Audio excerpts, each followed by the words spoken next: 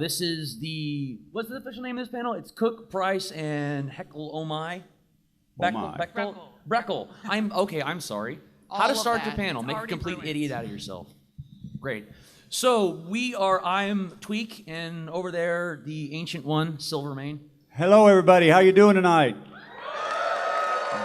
Glad to be here. Tonight, dude, it's 11:45 in the morning. It's night somewhere. He's an old man. He needs his nap. Anyway, we are joined by some very talented people here. They are the minds and the hands behind the My Little Pony comic series. We have Andy Price.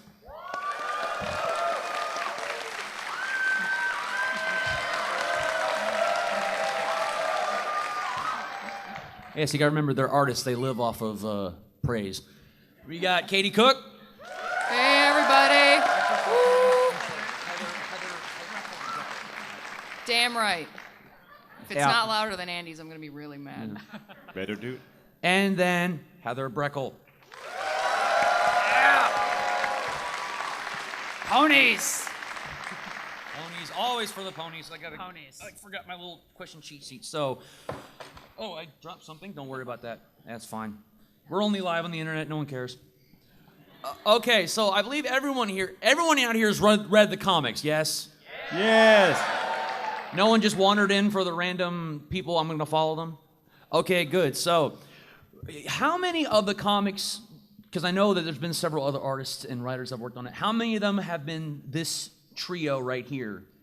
Issues 1 through 4, the Return of Chrysalis arc is us, the Rarity Micro, the Big Mac arc, and the upcoming Shining Armor and Cadence, and a micro that we have not announced yet. Ooh. And then along with God knows how long this is going to go on. So And Forever. also, I'm the only one. I've been on the most issues. I'm on 1 through 12. I believe I'm also going to be up to 14. I'm also on the Rarity and Applejack micros. have you mentioned what you do yet? Yes. The colorist, and he's also the inker. So of course I have to ask, what's it like being a tracer? I'm not an inker, actually. Yeah. He's the inker. I'm just the colorist. I'll go then. I'll ask you then. Yeah, it's so funny. We had this conversation beforehand. Heather is the colorist who does all the amazing, amazing colors on Andy's inks and pencils and amazing stuff, and makes us look like we do a lot more work than Like we actually know what we're doing. Makes us look good. And then I just write the words. You get the easy job. Yak, yak, yak, yak, yak. You probably take the most heat, though. I do. I'm the one that gets the most notes. Like, you've got this character out of character. What's wrong with you? I get all the emails. So speaking of all of that, I noticed that especially in the later arcs, there's a whole lot of movie references and all these things going on in the background that's just in the artwork. I'm wondering two things. Number one, do you collaborate on that, or is that all the artist's things? And do you have to get permission to include those sort of movie references and stuff? It depends on what it is. We go back and forth. There are things that Katie will say in the script deliberately. And then beyond that, while I'm working on the art, Katie and I are constantly texting. I'm going to do this. I dare you. You go right ahead. Yeah. It's like I double dog dare you. You know, like for example, in issue 1, the Blues Brothers, that was me. But in issue 4, with all the series of doors with the horror film references, that was really Katie going, okay, what movie? She texted me, what movies do you like? And we went back and forth, and then she was like, okay, we want this, we want Pennywise from It, we want the Phantom of the Opera. But this is what divides men and women. And in Phantom of the Opera, she had, come with me, my darling. So she's like, okay, the Michael Crichton, Andrew Lloyd Webber Phantom. That's girls. I'm like, no, Lon Chaney. It's got to be the Lon Chaney pony. That's guys. So, but we do collaborate. We go back and forth on specific ideas. Some are mine, some are hers. It just depends on what we want to do. People need to remember that Andy and I have been friends for years before we started doing this comic. So it's like working on a comic with your buddy. And have you done any other comics together? Oh God, we'd kill each other if we did anything else. No, it's just we've known each other from cons and hanging out, and Andy has stayed at my house He knows my cats. You know, Hey, that's a big step in friendship, is getting to know the cats, because the Yes. cats they'll kill you if they don't like you. Could you tell us real quick how you got involved with doing it for My Little Pony? Were you approached, or did you approach IDW to start this? And did you expect it to get it as big as it is? Well, I'll start that one because I was approached by IDW first, and the editor is a fan of my work, and we've wanted to do some stuff for a while, and he really likes my webcomic, so he emailed me one day and said, would you like to do ponies? And I said, okay. And that is the entirety of how I got to do the pony comic. That is the whole story. Truly an emotional journey. It was. It is. It an was epic tears. quest of self-discovery. It's a trilogy, actually. Kate Blanchett is going to be portraying her in the film version. Oh wow. We couldn't get Leo DiCaprio, but we'll get someone. And unfortunately, they Galadriel. cast Jim Belushi for me. Yeah. I thought Paul Giamatti was up for it, and that was just. Oh, you mentioned making the horror movie references, so I have to ask, of course, what are your favorite horror movies?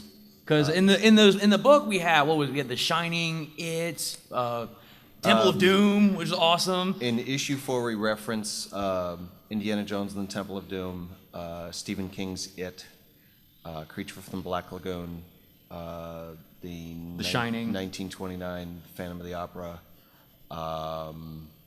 The Shining, Stephen Kubrick's The Shining, or Stanley Kubrick's The Shining, and Evil Dead was there as well. They had yes, the closed door. Evil Dead 2 specifically, and there's another one. I'm missing one. Yeah.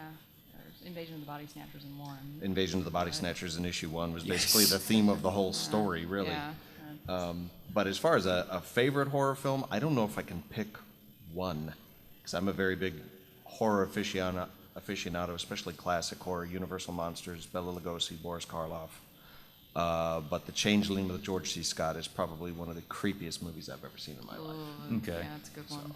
Yeah, I think one of my favorites is I really like the more obscure ones. I really like Suspiria, and It's Dario Argento, right? yeah, Yeah. yeah, his stuff's great. I also really like Inside, which is one of the only movies to really horrify me because there's a scene that they kill a cat and I can't watch it. Yeah. We can eat your soul, and that's fine, but don't kill the cat. Yeah, for me, it's I like things that are more psychological thrillers. So for me, it's stuff like The Shining and Like Seven and movies like that. yeah, things that kind of put me on the edge of my seat and make me uncomfortable. Aha. You know? Like what's in the box? Okay, so we noticed all these movie references in the background, and we were talking about earlier about the one particular character that is an insert of a friend of yours. I wanted to know, I think it was issue 2 when they go in the cave and they meet the cave troll. Pretty pony, I will suck his head and call him Judge. Yeah, I just have to, of course, ask: Are you trying to say something to us? No, Is that a everyone- message you see? Everyone that said, "Oh, she's making fun of bronies," or "That's a shout out to bronies," no, I am making fun of Jim Miller, who is he was the lead storyboard artist on My Little Pony, and now he is the assistant director for season 4. His nickname is Big Jim. He's just a big guy, and I said, "I'm gonna put you in the comics." So I wrote him as a troll, and then Andy Naturally designed the troll. And so that is we are making fun of a specific brony, not bronies in general. No. Aha. Okay. And unfortunately, when that came out, a lot of people was like, oh, Mad. well, these guys are just making fun of us. And we actually had some people drop the book at that point. Like, Yeah. no, It's like, no, it's I'm not making fun of you. I'm making fun of that guy who I've known for years, and I'm allowed to. Well, I mean, you can't really blame us because he's big, he's dumb, and he plays. That with is Lil you Wiggle making running- fun of yourself right You now. said that. Jesus Christ. I'm saying, okay. If, He just hold insulted up, all hold of up you. now. Just let's hold the phone. Driver, stop. Pump the brakes a little bit here, and we're gonna move on before I embarrass myself any further. So, okay. Not me. Yes. All right, getting back on track a little bit. What I'd like to ask, since I We're on track. enjoy writing, when you guys do the story arcs, do you have it all planned out in advance, exactly where it's going, or does it kind of take over sometimes and lead you in a strange little directions? For me, it's, I have to pitch all 4 issues itself to Hasbro first and kind of tell them where the arc is going. And then I write them, you know, one after the other. And sometimes it leads me in a different direction. And sometimes they get really, really crazy. I cannot, at the moment, in case you did not know, I am 5 months pregnant. So my writing is going to be... Congratulations. Yeah, very... That's why I am not fat, I am pregnant right now. Everybody should realize that. A little brony in the oven. How sweet. But my writing is very, very different for the upcoming arcs because there is not 2 bottles of wine in every issue. Wow. I think the child wouldn't understand. I had to drink while I was pregnant with you because, hey, ponies. Anybody who loves the Rarity Micro, there is 2 very nice bottles of Malbec in that book that my parents paid for, so I was like, of course I'm going to drink 2 bottles of wine in one day and write a comic about ponies for little girls. That's what you do. Now, you mentioned having the kick thing, have to run things past Hasbro. So, of course, the question comes up, what is it like working with the evil corporate overlords of Hasbro? The demonic, soulless corporation that only wants to kill ponies. They're delightful, and they're not demonic overlords. They're people that are protecting their property, and they're allowed to do whatever the hell they want because it's theirs. Gasp! This is actually something that sticks in our craw quite a bit with a lot of the fan community that honestly believe Hasbro is bad to the franchise or they're the evil overlords. And I'm like, you know what? You wouldn't have this if it wasn't for Hasbro. This is a 31-year-old franchise, and it's their property. I mean, if you don't like what they do, then why are you here? I mean, I'm not trying to offend anybody, but it's the honest fact. And it's when people get mad because they shut down an Etsy store that's charging X amount of money for something. It's because they're, what is it? The place that did the great 3D printing. Yeah, that got shut I can't down. remember the name, but I remember, yeah. It's because they've started putting out stuff through We Love Fine and whatnot of 3D ponies. They're protecting their own license and their own property. You can't get mad at somebody for that. The one thing everyone always points to is fighting is magic, how they let it get so far and then shut it down. And the knee-jerk reaction is that, that's them being sadistic. No, it's because the second you start advertising and saying that we're going to have a profit for this, you get shut down. Exactly. You get a cease and desist. They started getting big, and that's that. If they don't protect this, they'll have to let other things go, and it's how you lose It's your not intellectual simply a property. matter of profits. It's not a matter of, well, these people are making money, so we're going to stop it. It's not just money that comes into it. There are legalities of intellectual property in separate publications. Somebody can start putting out a particular Twilight Sparkle merchandise. And in the eyes of the law, if they get to a certain degree, they can actually take away a trademark from a parent company. It has happened in the past. It happened almost with Marvel losing Wolverine to an independent comic. Yep. And at that point, that's when the lawyers start coming out like, this is our property and we must protect it. So they're just doing their job. And Hasbro's been pretty good to us. Like, I mean, we've gotten away with like so much. It's like Yeah. issue 9, I can't believe they let us do all that stuff with Sweetie Belle and the fireworks. I don't think they even. I was like, this is imitatable. Like when I was coloring it, I was like, did they look at the comic? We do get a lot of notes from Hasbro. There are, okay, you can't do this, or can you do this, or whatever. Katie, what were you thinking? Maybe you shouldn't have had that second bottle of wine. Right. Just Issue saying. 3. If you were a fly on the wall in the room with Katie and I talking, Hasbro, and that's just us being divas. It really is. How dare they not let me do this? How dare you question my brilliance? But they I are wanted to very have the good red to wedding work in with. this scene. What's wrong with them? Everyone dies. Yeah, they did nix the issue where we were going to kill off Rainbow Dash, but No, I wouldn't have allowed that. Applejack We was would've just going gotten to lead another her out into the colorist. pasture. Come on, It Sugar would have been Cube. black and white. Rainbow Dash sprains her ankle, and Applejack leading her out with a has to take- shotgun. We're gonna have to put you down, Rainbow. Spoiler alert. It's okay. Hey, It's okay. more original than cupcakes. I I have always Pinky on my worried- shoulder. I had to say that. I always worried when someone, like a brony, handed me like a cupcake, and I was like, I hope that there's no pony parts in this. The story is ruined so much. Made Like I was from real pony. like for the army birthday, they served cupcakes, and one of them was rainbow colored, and I was like, No. I got so sad for a minute. Now, getting back to, you said that all the characters in the book are very well in character, and that's probably the biggest strength of the show. I feel is that the characters are so believable and real, and that translated so well into the comics. I just want to know, what kind of research did you do? Did you just watch all the episodes, or did you like ask people, or how did you prepare to write for all these characters? I was a fan before I was asked to write the comic. Oh, really? One of the reasons that Bobby asked me is because I was talking on Twitter going, why aren't more people watching this show? Because my older brother told me to start watching it.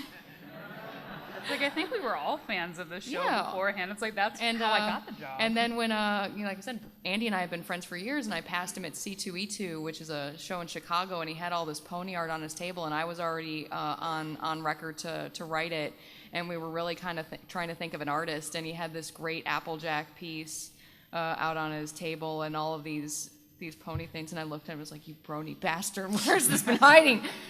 And he had samples to me the next Monday, basically, and he was on the book days later. I mean, that's how perfect he was, that after all of this hemming and hawing, after sending Hasbro just a couple of drawings, it's like, yep, that guy. Let's make that happen. So you said your older brother got you into the show. How did you, Heather and Andy, how did y'all get into the show? A friend of mine actually got me into the show when Thanksgiving. We gather a lot with friends at Thanksgiving, and she was telling us, you really need to watch My Little Pony and get into the brony community, and that was a brand new word at the time. And I was like, I'm not going to watch that. That's for girls. And my wife gave in, and she's like, okay, I'm going to watch an episode. And she's like, and I think everybody can relate to the first episode you watch, you're like, okay, show me another. Okay. We'll give this a shot. Just one more, man. Yeah, you watch it, you kind of feel like, one more. One I can more. quit anytime I want.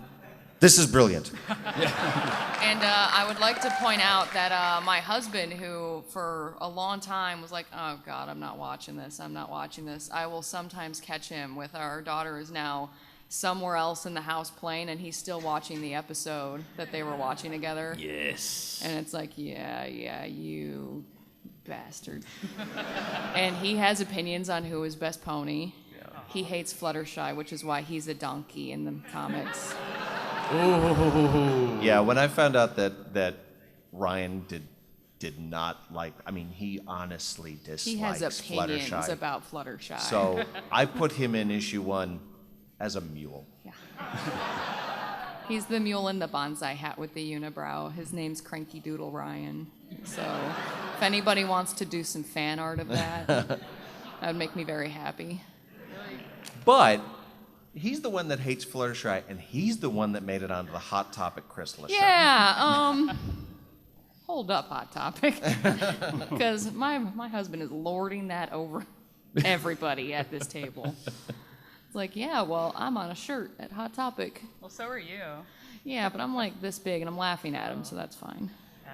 So what about you, Heather? How did you sort of how did you get sucked into all this madness? Oh, well, it was like two things. I'm an animation fan for life. I was already following Cartoon Brew. So that's how I found out about it. And I saw the promo art, and I thought it was kind of silly. It's like, growing up, I was never into girly stuff. I was more into Ninja Turtles and Transformers and He-Man. Yeah. And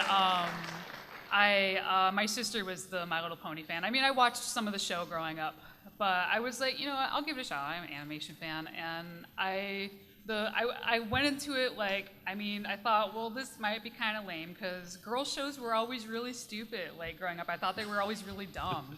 And Lauren Faust and other people are working to change that. Mm-hmm. And I checked it out, and I'm like a big anime fan, big Sailor Moon fan growing up. And the first episodes really reminded me of like the magical girl stuff that I love. So that's why I stuck with it. Even though I felt those first 2 episodes aren't as strong as the rest of the series, that's what hooked me. I was like, magical girls in like a real like American cartoon. This is awesome. Canadian. What madness is this? Yeah. Canadian cartoon.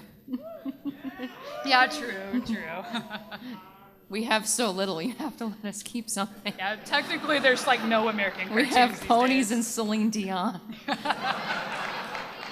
That's a. We don't. already We, stole we don't. We Shatner. don't. We don't. We don't comp to that. You have bacon. America can. Bacon We and have maple syrup. Canadian bacon, and that is a kind of goodies have you poor Oh, I would substitute. just, the main thing I wrote down, left in the room. 11, so I would So What? what? like Do you have a They're question having or a not? private conversation and Yeah, leaving out the yeah, group. super secrety. Maybe you need to turn your hearing up so you can hear what we're all saying. I just had the implant, so I'm fine. Yeah. Oh, he's fine. He loves it. He loves the abuse. What I was going to ask was to Katie is, did you ever write something and say, all right, Andy, let me see you draw this? Every page. Every page. Basically, I try and put something in every script that Andy's gonna send me an angry text over. Now, with issue 4, she sent in the script for issue 4, the MC Escher staircase in Chrysalis's castle. And Which every artist wants to draw. the editor honestly wrote her, I thought you liked him. Because it's on a few pages. And then when I got the script, she texted me, haha, and started sending me photos of staircases for hours.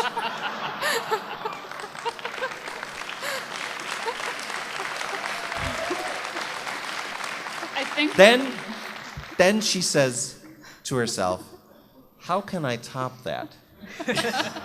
And then I get the script for the upcoming issue 11 with Shining Armor and Cadence. Ooh. And I get to page 11, and the first thing is on the page, Andy, don't kill me. I have children. Page description in the middle of the page description, please don't kill me. Finish the page description, I'm sorry. The I'm sorry is a lie. She's in Michigan. But yeah, I get a lot of notes from the editor going, I thought you guys were friends. How could you? I think my favorite part is like whenever I get a page from Andy and he's like, I hope you're ready for this. This is going to be so hard to color. And I mean, I already did James Stokoe's work on Godzilla Half Century War. And I'm just like, this is nothing, Andy. Yeah. You have no idea. This is easy. Every issue. Now, I really have to say, if this book belongs to anybody in particular, it's Heather's book, more so than ours. Aw, thank you. Heather has been on more issues than anybody involved in the team outside of our editor, of course.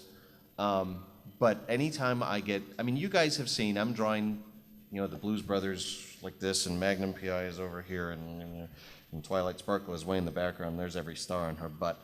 And I tell Heather, here you go. And I'm surprised she's not blind, really. You get used to And it. also, Heather saves our butt on our deadline every issue. Because Andy and I are never on time. No.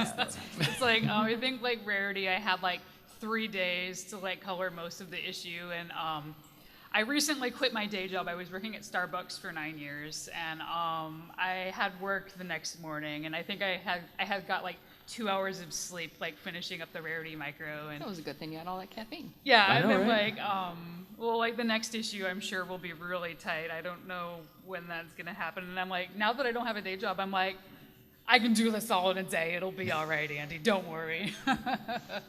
My hand might fall off, but it's all right. You got two. You'll be fine. No, I'll be like- yeah. Just draw with your elbow like that. Yeah. Be fine. I have cats. So You can be Of like course, a, there they you can go. do it for me. Well, it can be in That's the pony secret. and The hold cats do it. The tablet pen in your mouth, and Yeah. try I have Heather, a on friend that the, draws with his mouth, so. he's just doing that to be pompous. Heather, on the, let's say the background ponies, how much, do you get to pick the colors of them, or is that all figured out before you get the drawings from Andy? Well, sometimes Andy will have specific notes for me. Amy Meberson on the second arc, like, she would like have this awesome system where she would take it into Photoshop and use the note feature and like plop a note on one panel, plop a note on a panel, and like tell me exactly which pony was which. unless it's like a specific character, usually I'm left to my own devices. Like sometimes I'll like sneak little references, and they're like, oh, I'm like, oh, there's a female unicorn pony with short hair. That's me. So I'm usually not in the background. So I'm like, I had to put myself somewhere. Have you ever tried to see, let's see how garish and loud and visually unappealing I can make this random character in the background? Like hot pink fur and neon green mane or something like that? Well, I mean, in college I probably just described someone's favorite pony. I'm sorry. there's many Describe OCs. 4 OCs in this room. Yeah, right. Someone's gonna get up and walk out of the room. Speaking of OCs, real quick, I know that on one of the panels in the first book, y'all included your own OCs? Yeah. In the, I know you said your husband is the mule, which that's the ultimate sign of affection, I feel. But have you ever done anything like that? Like any of your other friends, other than the cave troll guy? Cats. I have. Our cats. There's cats in there. In issue 1, page 3, the first big splash of Ponyville, that's where I am, my wife is, Katie is, and all 6 of our cats are on there. That's also where you see, cameos from characters of the show, Snowflake and Mayor and Screwball and things like that. And that was that was the page. That was the page where we really set the tone of like, okay, this is what we're gonna do. But as far as putting OCs in things like that, we really Keep it to a stay away. minimum. Yeah, because that can also run into, quite frankly, if I put his OC in, then I got to put their OC in, and then I got to put their OC in, Like and some then people quite got frankly, mad it can- about Sibsy being in there. Like Amy put Sibsy in a few pages. Well, I think. Sibsy's from the show. Sibsy's Yeah. an Yeah. And they're like, why are established they putting character. Sibsy in there? How dare they? Why She aren't was they an putting my OC established character. in it? But aside from that, offended. aside from that, when it comes to OCs, we can actually get into legal problems. So we apologize in advance. 'Cause We we- cannot put you in our Because comic. we do get a lot of emails saying, will you put my OC in? And one person that asked me, can you put my OC in and give him a speaking line? This is the tone that I write him in. And I was like, Yeah. No. That's along the lines of, will you read my fan fiction? Also, $1,000. on that note, and this is an important thing, I know you want us to read them. I know you want us to look at them. We cannot read your fan fictions. I don't read your fan fiction. And I'm just going to point that out right now. because, again, we can run into legal problems. If we end up doing something that is too similar to your story, you can make repercussions, and the book can suffer. Also, the fact that we have enough planned that we don't need anybody else coming in saying, I've got an idea. It's kind of a shame, but we can't do it.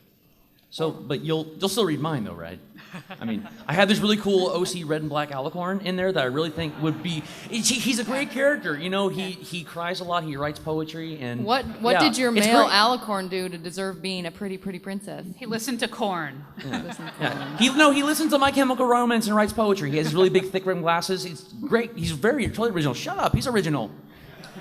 You be quiet, you. All right, Whenever someone shows me their OC and it's an alicorn, it's like, what did you do to deserve it? Why were you so mad about Twilight being an alicorn? exactly. Like, you tell me what you did to deserve being a princess, and I will draw this. Otherwise, no. Need a 10-page essay. You will be an earth pony, which are the lamest of all the ponies. Ooh. Whoa. You can't do anything. Whoa. Applejack. What about Best Pony now?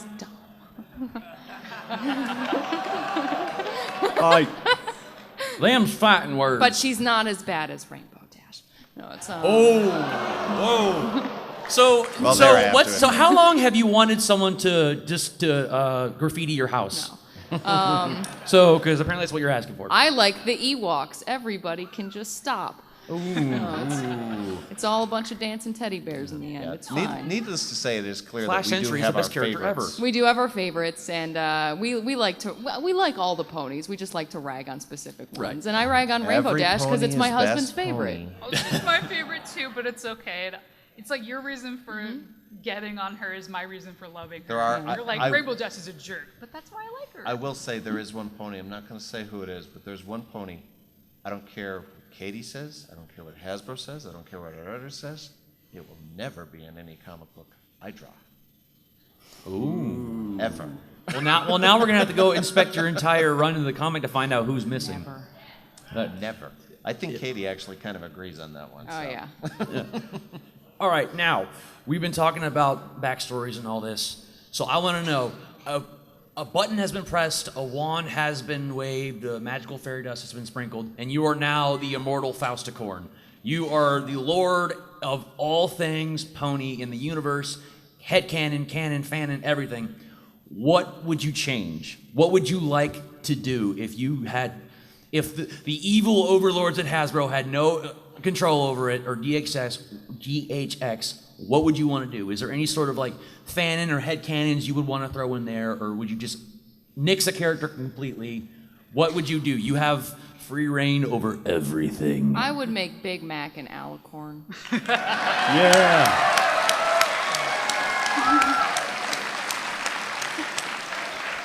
Because he's so... Are you a princess too? Yup. Yup. What did you do to earn that? Oh. Like, oh, go ahead. Go. Oh, I was gonna say, I'm just an evil, terrible person that likes grimdark stuff, so everyone would probably die. A giant cupcake-shaped nuclear explosion Yeah. takes out Equestria. It's like one of my favorite things of Games of Thrones. So Twilight is there with her glasses going, there's time now to read everything, and then the glasses break. Yes. Damn! Yes. There was time. There was time now! like, I think for me, if I could, there's nothing I would change. I think everything that they've done on the show has been wonderful. But for me, I could limit the book to Luna, Applejack, and Chrysalis, and maybe occasionally have a backup of Rarity, and I'm done. Three's Company. That's all we need. The rest of Ponyville can Dancing move jigs of out. happiness over there. I think that would be my ultimate thing. I could just then plots into a mist to find Red Joy. So Okay. Can we pitch a Chrysalis miniseries? That would be sweet. Yes. So, what did you guys think of our Return of Chrysalis?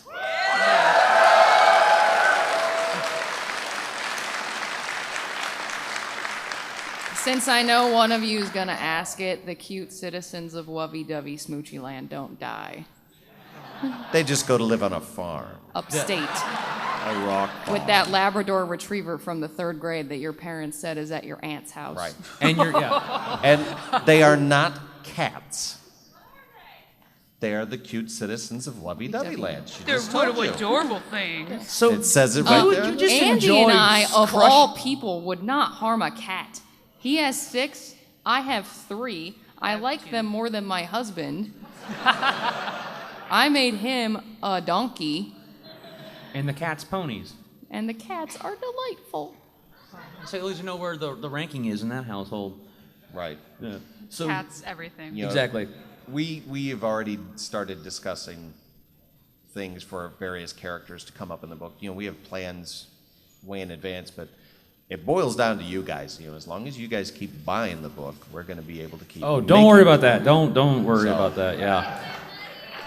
There will always be a brony with disposable income, Buy multiple copies. We need the kickbacks. and don't get mostly any even kickbacks. non-disposable income.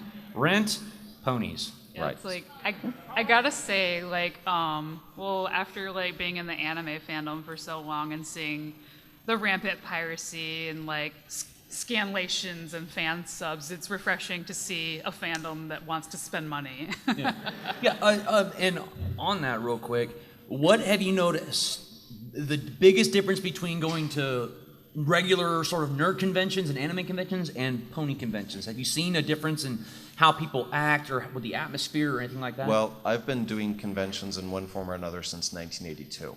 That was before I was born. Yes. yeah, me too. Oh, God. And yeah, We're live, so I can't say what I want to say. of course. But Our Andy? we understand. you watch your I mouth. was gonna say, I think I'm the Hey, middle. get off I'm my in the middle. lawn. We might be in like ranking of like oldest to See, like youngest over here. Yeah. You guys can tell I can be the Or middle child. the age of me by looking at reference. If there's a reference in the book that you go, I don't get it, it's because I'm old. The MASH references have flown over everybody's heads. I got it. All right, then I'm going to test. Who got the WKRP in references in Rarity? I The see which a one? huff over there. The which one? WKR. Johnny Fever and Venus Flytrap are in the Rarity Micro. Yeah. See, that's 3. And then there's one person that's seen one episode at Nick at Night in here going, huh. Yeah. I don't think I've even seen that. WKRP. I'm like, classic I'm number. always like, I don't know what all Kid this one. is, Andy. But It's like, I've I been- knew more of Amy's. I've been going to shows for a lot of years, various shows, comic shows, pop culture shows, etc.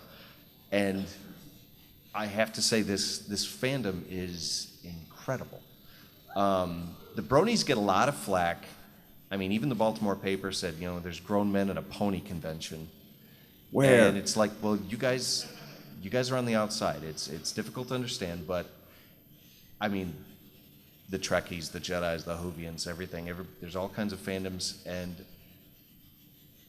in thinking about it, the Bronies are the closest thing to the original Trek phenomenon. Yeah. Which is me. The immediacy of how quickly the fandom has popped up with the show is that's true. That's with Trek and how crazy the fans went at first for something that was new and fresh. Yeah.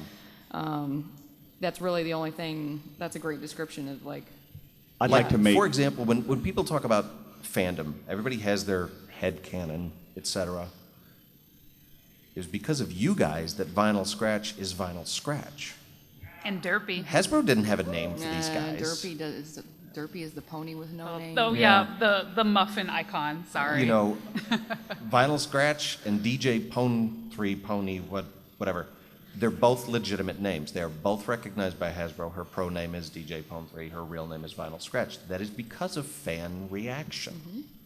In Star Trek, James Tiberius Kirk was never ever said in the course of the original series, but fans knew who he was. And it wasn't until the last appearance of Captain Kirk that they said his name in Star Trek VI. So it took 30-something years, but the fans knew. That's the kind of strength that this fandom has.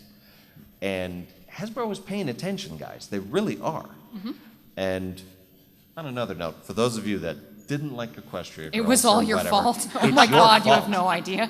All that fan art. All the fan art of that the human eye, the the human ponies is question Humanized Vicky wrote. fan art. Hasbro looked at that and said, "Oh, this is what they want They have volumes of fan art. that they keep." If you They're like, don't okay, want it, this don't is make what- pictures of This it. is Yeah. what they're looking for. So you guys do have an influence. You really do. So, Blame it on yourselves. yeah. But Take There some is- responsibility. there is absolutely no reason to not be proud of this fandom. Yeah. We have people all the time asking us, well, I'm afraid to go in a comic shop and ask for a pony comic. Own it. Own it. Be proud of what you are.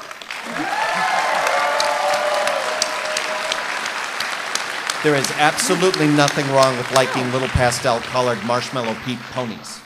That's like, on that note, as a girl, throughout the years, I've always had to listen to girls say, I'm afraid to go into a comic store. And, there's nothing scary about liking what you love. So, Well, You know, then there's no it's problem. it's a bookstore, guys. It's a bookstore. Who is afraid to go into a bookstore? Go on, go buy a book, own it, slam a pony comic down on the register and say, I would like to buy this. If you are that freaked out, say, it is for my kid. that's like only the manliest And then of go men into your car and will go, buy ha, I comics. lied, it's for me. It's like, you're 16, so it's my daughter. People have kids at 16. I I was in was middle totally school. I think hot there's at a 14. TLC show about that. Yeah. Yeah. like, yeah. Okay. Be an MTV special. We're going to start taking some questions here in a few minutes, but before we do that, let me make one quick editorial. When Andy talked about the original Star Trek fandom, that was me. I remember too. I was Yeah. there for the beginning, and I was in the fandom. I'm still in the fandom. I'd like to say that knowing the fandom like I do and knowing the Bronies like I do, you guys are the happiest, most well put together, best fandom I've ever seen in my 42 years, probably, of being a fan. So give yourselves a hand. Yeah. We're Silver's, he's been in the military so long, his first chaplain was Jesus. 27 years. All right, so I think we'll start taking questions. We're going to I'll start with alternate, of course. You over there. Hey guys, just want to let you know that Equestria Daily is typing up everything you see there, so there you go. And we're sending your OC Tell to everyone the I said sorry. All right. I hate Katie Cook. Andy Price is an awful human being. They're all jerks. Applejack is best pony. One quick thing. This is being live streamed. Please keep it appropriate. Thank you. Yeah. Next I heard question. Andy Price doesn't like anybody in this room. The comic isn't canon, so I'm not going to read it. Yeah, go ahead. So, for Katie and Andy, of your work on the Pony comic, what was your favorite gag that you're most proud of? And for Heather, what was your favorite bit to color? Who wants to start? Katie starts. For me, the entirety of the Rarity Micro is my favorite gag.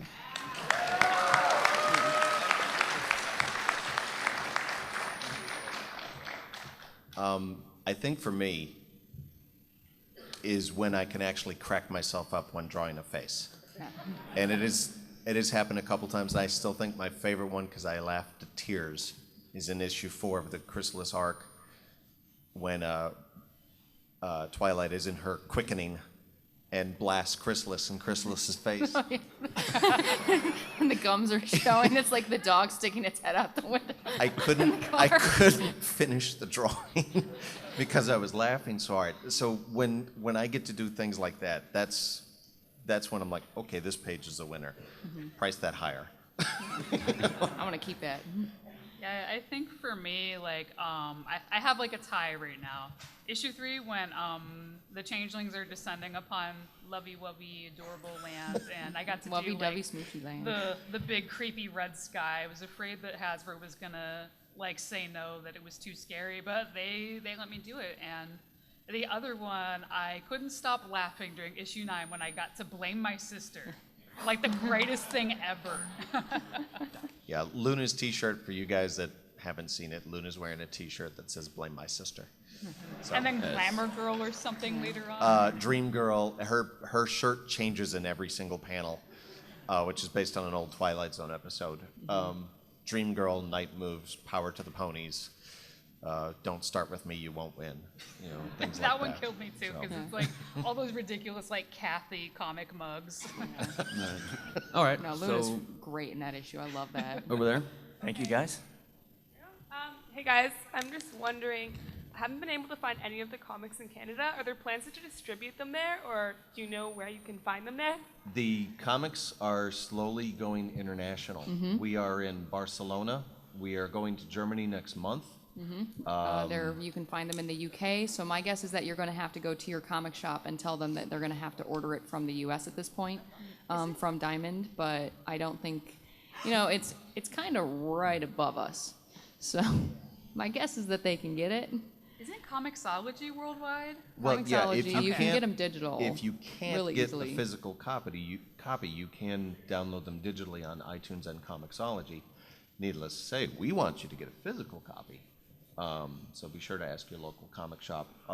And now that they're being collected in trade, they're going to Barnes & Noble and Books A Million. And Yeah, the trades are in regular bookstores as well, and I know that it's I've seen them in bookstores in Canada when I go across the border. So And like I do have to say, if you haven't read the physical comics, they are a superior experience. What I see on the monitor when I color is definitely way more beautiful and vibrant in print. So you will get a superior color experience by buying the physical issue, because IDW uses great printers. also, when it comes to physical versus digital, our publishers get a better percentage off of physical. They don't really see money off of digital sales.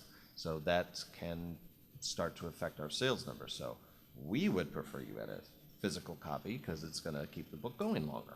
you can use it as a coaster when you're done. And it's Or hard you to can autograph line a a digital hamster copy. cage. 1,001 Yeah, we uses. can't sign iPads. You don't want me to autograph your iPad. All right, so yes. Just to add on to the last thing, I live in a really small town in Canada, 100,000 people. You can buy comics locally there, so they are available in Canada. Okay.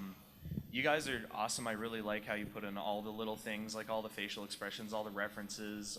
The comics are just so badass and they're canon, which is really cool. My question is, how do you guys interact with the actual show staff to make sure you don't cross the streams canon-wise and don't do something? That's basically after I send in a script, it goes through Hasbro, and then somebody that works on the show reads it, sends me back notes saying, this counteracts something that happens in season 4, you can't do this, and they'll let me know what to change. And that's happened. And my first pitch for the Rarity Micro that I sent in, they said, this is exactly the plot of a season 4 episode. You can't do it. And I was like, Spoilers. oh. I didn't say what it was, but I know what it is. It's something awesome. Oh, That's all you have to do. evil tease you. Well, now I'm going to look at that with the eye of, well, I could have done that. I could have done that so much better. Yeah, we do work hard to try to keep everything canonical with the show. We pay attention to little details and things like that. And I'm going to tease you with this. Katie and I have been talking about, okay, what's coming up in the future? What do we want to do? And we were recently talking with Megan McCarthy, the head At San Diego. writer at San Diego. And Megan and I were walking to Katie's table, and I tell her the slightest gem of what our idea I have planned is. next. Yeah, of what Katie's idea is. And Megan stopped dead in her tracks. That is badass. Wow. And it is.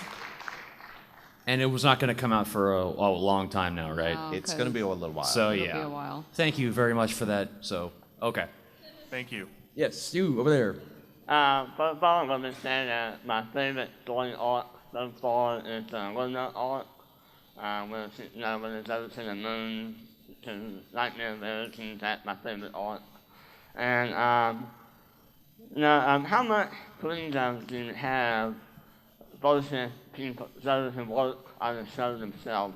Do you think you have more freedom working on a comic than you would if you were working on the show itself? I would think he's asking if we think we have more freedom in the comic, and I think that we kind of do in the fact that you can tell a broader story in the 22 pages that you have in a single issue of a comic, or all 4 issues of an arc, all 2 issues of an arc, and we get to play a little bit more.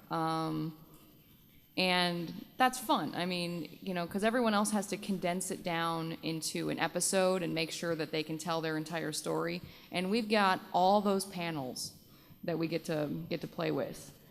And even then, sometimes still Hasbro goes, no, that's not going to happen. I think also, we have the advantage of comics is there is no budget restriction. There's no flash animation restrictions, anything like that. If we can, Time one.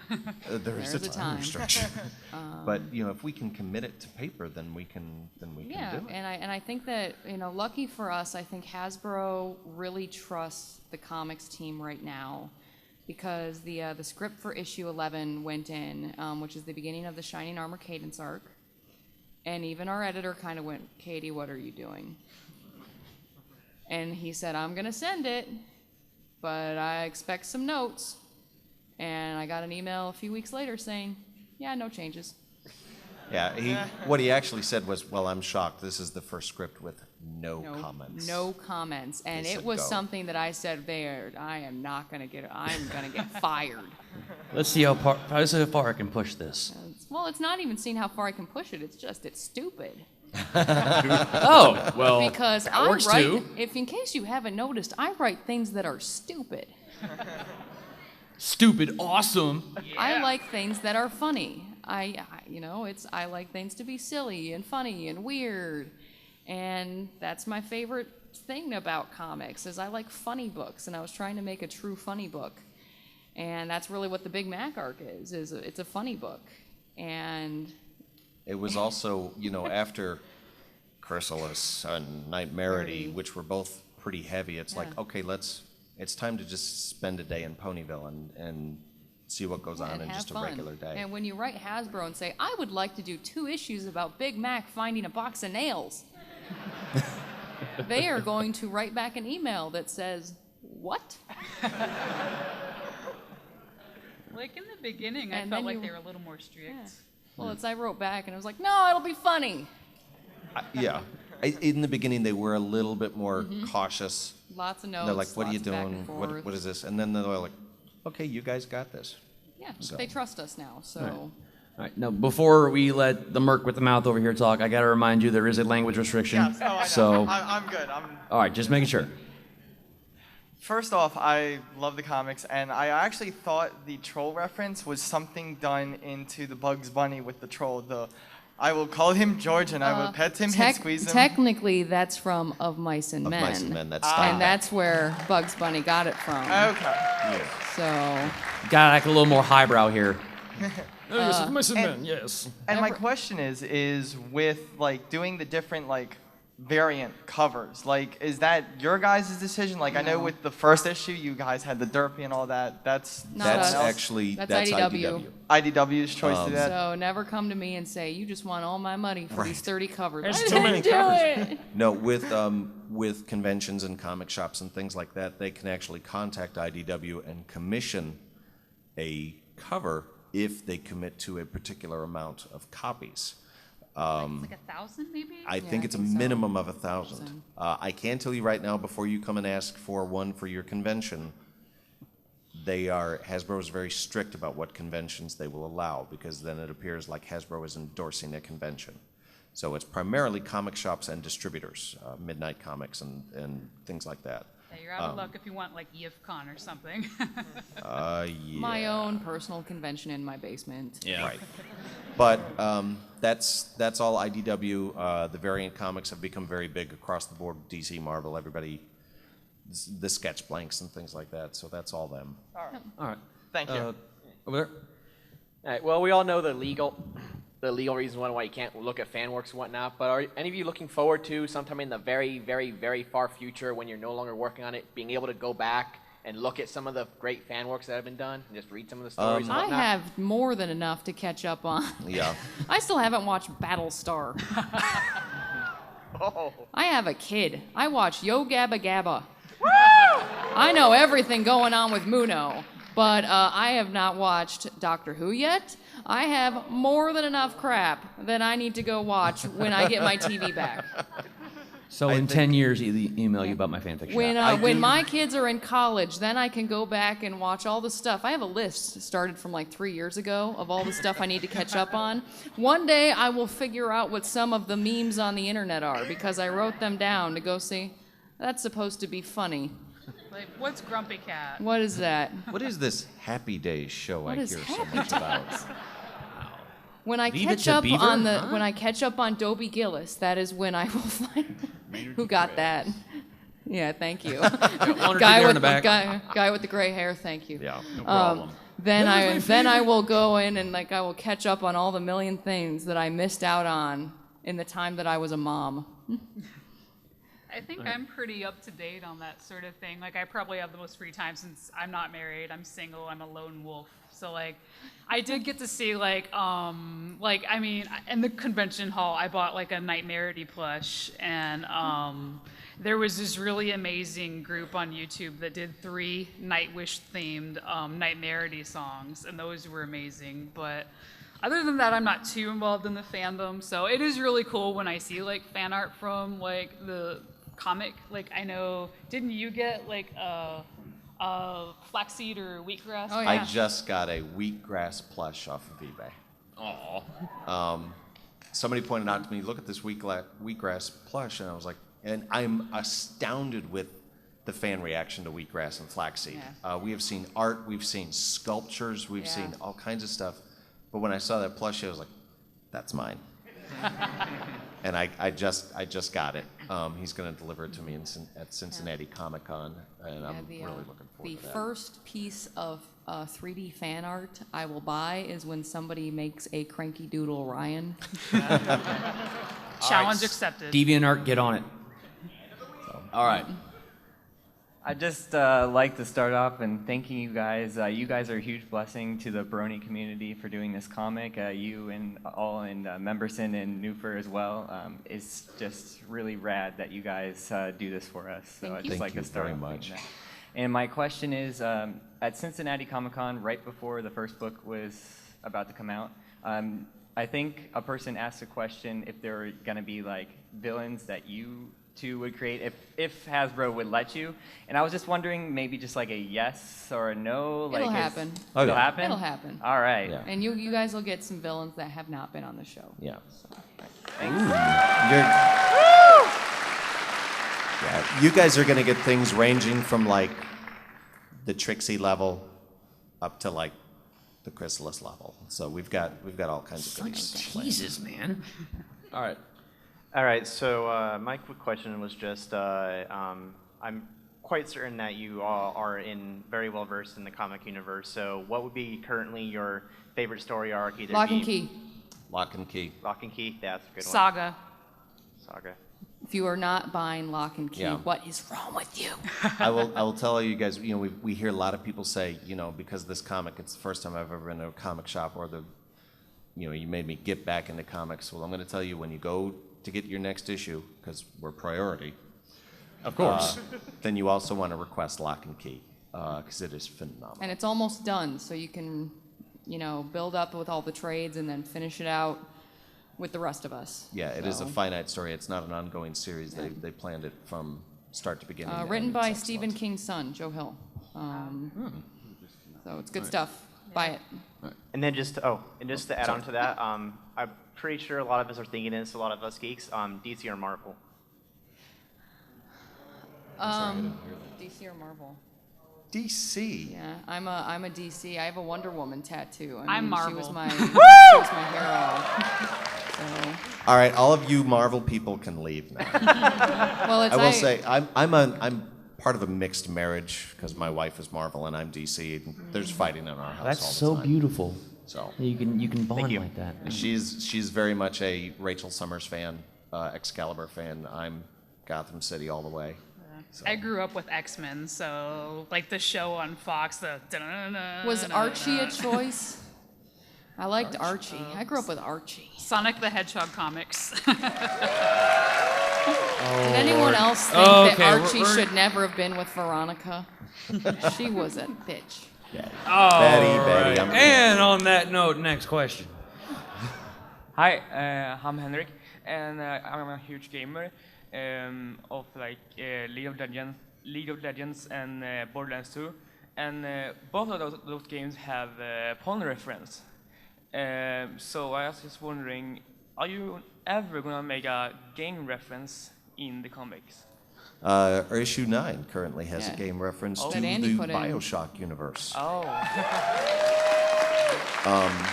My wife and I am not a gamer. I really am not. I've played a couple. I played Arkham Asylum and the BioShock, and I played the BioShock because the story is so engrossing and the atmosphere is so incredible.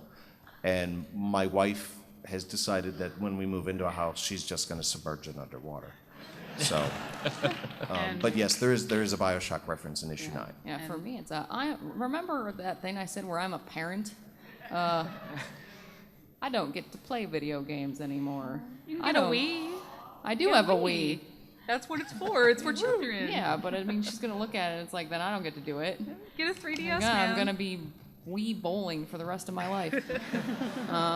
But no, it's I used to love all the Lucasfilm adventure games, the LucasArts ones. So there is a Monkey Island reference for anyone that has spotted it. And one day, again, when I catch up on all the television and the movies that I've missed, I will play a video game that was not made when Tetris was new. I hear Pitfall is all the rage with the kids these days. I heard Temple Run was fun. That I think like 2 people know what Pitfall is. Y'all just made me feel old. Okay, thank you. That Pong game is awesome. The graphics are amazing. On a note related to that, a lot of people ask us about how we are able to do the references, Magnum PI and MASH and Fringe for those that have caught it. It's basically parody laws. It's the reason why Mad Magazine has been around since the late 50s. It's all covered under parody laws. So. Okay. Thank you very much. Hi. On my favorites list, you're right behind like Carl Barks and Floyd Gottfredson. And that's some high. They're pretty up high on the list, so you're close second. Thank you. That's incredibly humbling. I just want to pinch Andy's cheeks right now. Give him an apple glow. Aww. But my question is, what is the deal with the spy pony in the background? All right. For those of you that have not watched Fringe, shame on you. It is September. It is the observers from Fringe. It's not a spy. It's not the CIA.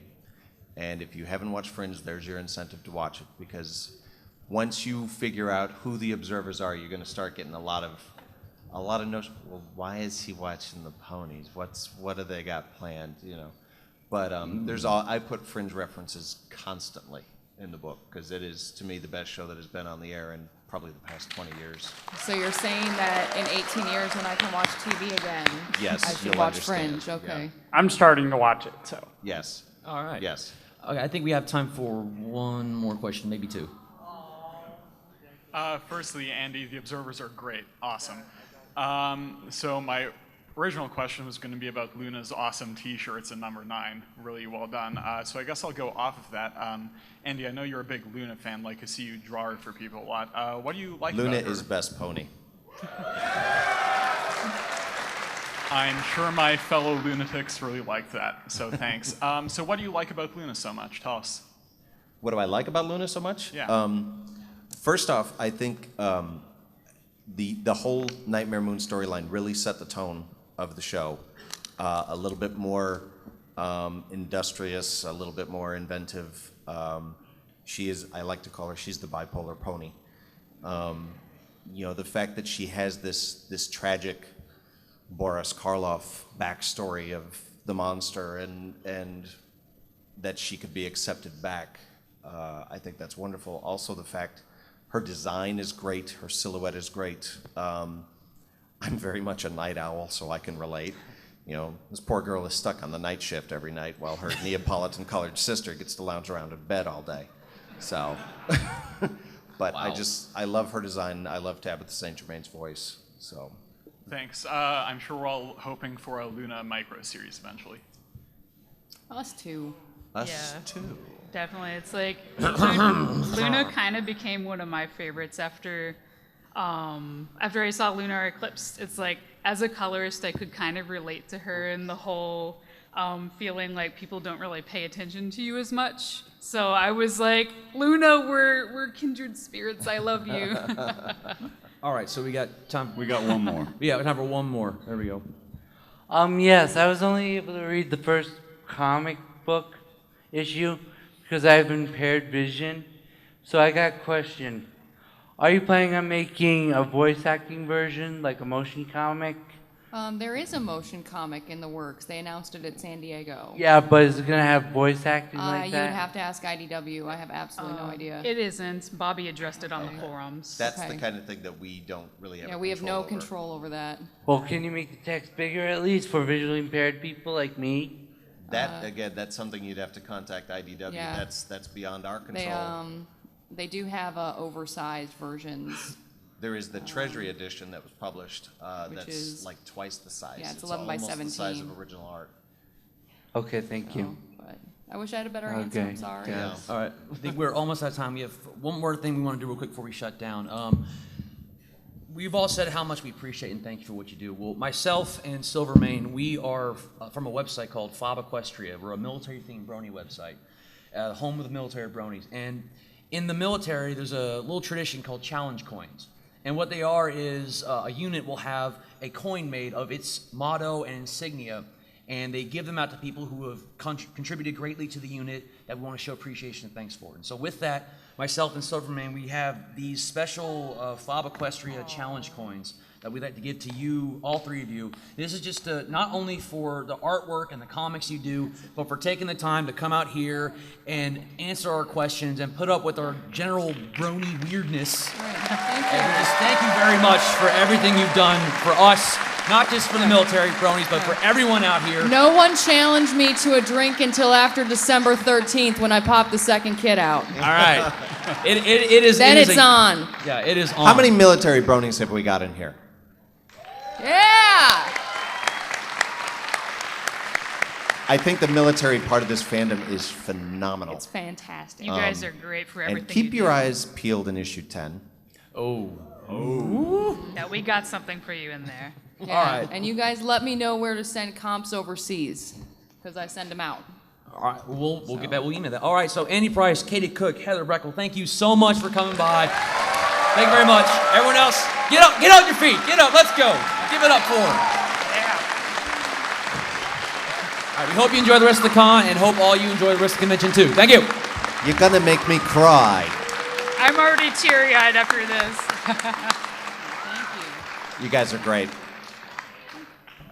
We love you too. You specifically. Whoever.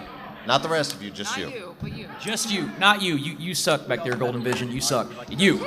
It's going to the Brony for good. Oh, good. Got a Sharpie in my pocket. We have to show how much we appreciate you.